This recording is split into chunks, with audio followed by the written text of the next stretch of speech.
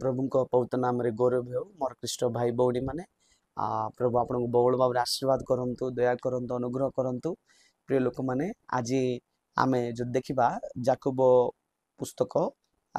1 अध्याय तार जदि 4 पद आम जदि पढ़िबा प्रिय लोक माने देखंतु आउ तुम माने जेपरि कौन से विषय उणा न पड़ी सिद्ध और संपूर्ण हुओ एतिपाई धैर्य संपूर्ण रूपे कार्य साधन करू बोली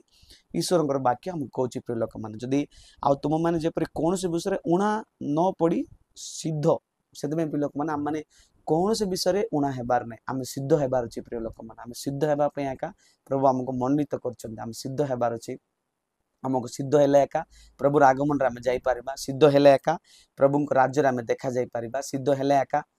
आम जीशु कृष्ण भाई आम सिद्ध होकी राज्य आम देखा जीवार अच्छे प्रिय लोक मैंने आमको सिद्ध होगापी आगे प्रभु आमको चुनी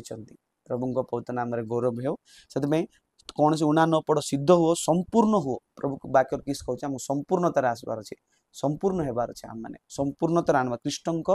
संपूर्णतार आम आसबार अच्छे कृष्ण पूर्णतार आम आसबार अच्छे प्रिय लोक मैंने प्रभु पवित्र नाम गौरव हो एपाई धैर्य संपूर्ण रूपे कार्य साधन करूँ से